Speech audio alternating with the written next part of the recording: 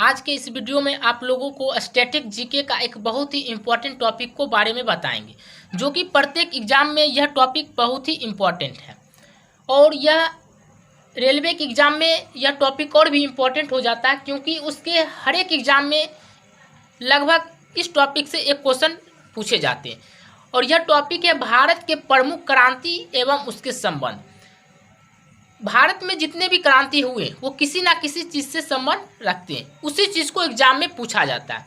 जैसे कि पूछ देगा आप लोगों को सुनहरी क्रांति किससे संबंधित है, नीली क्रांति किससे संबंधित है, श्वेत क्रांति किससे संबंधित है। ये सारे क्रांति बहुत ही इम्पोर्टेंट है। या फिर आप लोगों को यह भी पूछ सकता है कि सरसों किस क्रांति से संबंध रखता है, दुग्ध उत्पादन जो है वह किस क्रांति से संबंध रखता है। इस तरह से सारे क्वेश्चन एग्जाम में पूछे जाते हैं। तो चलिए आप लोगों को अब एक एक करके सारे क्रांति और उसके संबंध के बारे में डिटेल से बताते हैं। तो पहला जो है यहाँ पे दिख रहा होगा हरित क्रांति। तो हरित क्रांति जो वो संबंध रखता है वो गेहूं से संबंध रखता है। तो हरित क्रांति क्या चीज़ से संबंध है, कृषि से, और कृषि में भी क्या चीज़ से, गेहूं से। ये सारे क्वेश्चन एग्जाम में पूछते हैं। अब यहाँ पे हरित क्रांति कृषि थोड़ा याद रखना, इससे डिफिकल्ट हो जाएगा। अगर आप लोग इसे रिलेट करके एक दो बार पढ़ देते हैं तो ज़्यादा अच्छे तरीके से याद हो जाएगा। जैसे हरित है, हरित मतलब क्या लग रहा है, हरा भरा। और हरा भरा कब होगा, जब किसान लोग क्या करेंगे, कृषि करेंगे। कृषि करेंगे तो जब क्या होगा, कृषि होगा तो वहाँ क्या होगा, हरा भरा होगा। इस तरह से आप लोग इसको याद कर सकते हैं कि हरित क्रांति जो है क्या चीज़ संबंध है, कृषि से। फिर अगला है सुनहरी क्रांति। सुनहरी क्रांति संबंध है क्या चीज़ से, बागवानी से। और इसको आप इस तरह से याद करते हैं, सुनहरा। यदि आप लोग बागवान में जाते होंगे तो कैसा महसूस होगा, सुनहरा मौसम महसूस होता है। तो इस तरह से आप लोग याद कर सकते हैं, सुनहरी से सुनहरा। सुनहरा कब होता है, बागवान में जब हम लोग टहलने के लिए जाते हैं। तो सुनहरी क्रांति क्या चीज़ संबंधित है, बागवानी से। अगला है नीली क्रांति। तो नीली क्रांति जो संबंध है वो मछली से। अब इसी आप किस प्रकार से याद कीजिएगा, मछली कहाँ रहता है, पानी में। और पानी का कलर कैसा होता है, नीला होता है। जो पोखर वगैरह का जो पानी रहता है वो कैसा होता है, नीला होता है, जहाँ मछली पालन किया जाता है। तो नीली क्रांति से नीला, नीला मतलब क्या, पानी में कौन रहता है, मछली। तो यहाँ नीली क्रांति क्या से संबंध है, मछली से संबंध है। अगला है पीली क्रांति। पीली क्रांति जो संबंध रखता है क्या चीज़ से रखता है, सरसों से रखता है। और लोगों को मालूम होगा सरसों जो होता है कैसा होता है, पीला भी होता है। तो पीली क्रांति से याद आ जाएगा आप लोगों को सरसों।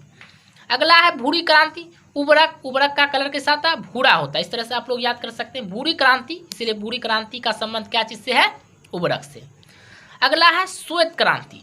श्वेत क्रांति का जो संबंध है वो है दुग्ध उत्पादन से। और आप लोगों को मालूम होगा कि दूध जो होता है वो कैसा होता है, उजला होता है, श्वेत होता है मतलब व्हाइट होता है। इसी कारण से आप लोग याद कर सकते हैं, श्वेत, श्वेत उजला क्या होता है, दूध होता है। तो यहाँ से आप लोगों को याद आ जाएगा दुग्ध उत्पादन। तो इस प्रकार से आप लोगों को एग्जाम पूछा जाएगा कि दुग्ध उत्पादन किससे संबंधित रखता है। तो दुग्ध कैसा होता है, उजला होता है। तो उजला तो याद जाएगा श्वेत क्रांति, श्वेत क्रांति आ जाएगा।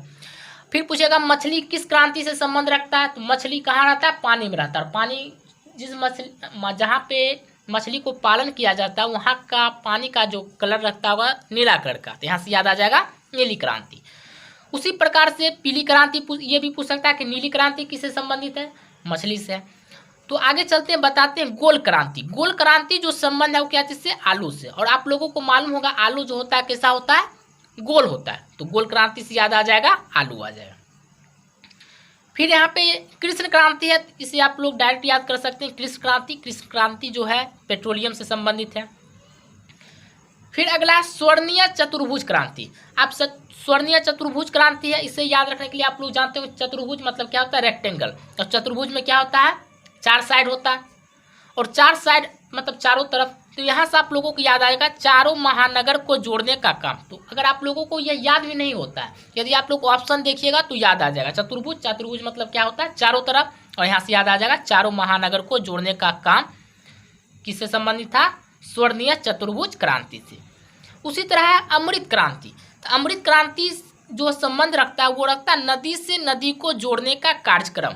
ठीक है, अब इसे कैसे याद रखिएगा, इस तरह से याद कर सकते हैं कि नदी का पानी जो होता है उसे क्या माना जाता है, अमृत माना जाता है। क्योंकि जो भी यज्ञ होता है, पूजा पाठ होता है, उसमें क्या करता है, नदी का गंगा जल पानी लाता है, वहाँ से यूज किया जाता है उसका। इसका मतलब क्या है, नदी का पानी को अमृत माना जाता है। इसलिए यहाँ से याद आप लोगों को आ जाएगा अमृत क्रांति, नदी से नदी को जोड़ने का कार्यक्रम। अगला है रजत क्रांति। रजत क्रांति इसे आप लोग डायरेक्ट याद कर सकते हैं, अंडा और मुर्गी से संबंध रखता है। उसके बाद लास्ट में आप लोग यहाँ देख रहे होंगे गुलाबी क्रांति, इसे भी याद रख सकते हैं। गुलाबी क्रांति किससे संबंध रखता है? झींगा से संबंध रखता है। तो इस प्रकार से सारे क्रांति थे। यदि आप लोग इसे 1-2 बार रिलेट करके पढ़ लेते तो उम्मीद है कि आप लोगों को जरूर ये याद आ जाएगा। अगर आप लोगों को याद नहीं हो पाता है तो अगर एग्जाम में आप लोग 4 ऑप्शन देखिएगा तो उसमें से रिलेट करके आप लोगों को ऑप्शन टिक कर सकते हैं, जो कि आसानी से एक क्वेश्चन आप लोगों को का यहाँ से बन सकता है। तो उम्मीद करते हैं ये सारा चीज़ आप लोगों को याद हो गया होगा। तो यह वीडियो आप लोगों को कैसा लगा कमेंट करके बताएं। अगर चैनल को सब्सक्राइब नहीं किए हो तो चैनल को सब्सक्राइब कर लें, ताकि इसी तरह का इम्पोर्टेंट टॉपिक आप लोगों तक पहुँचता रहे।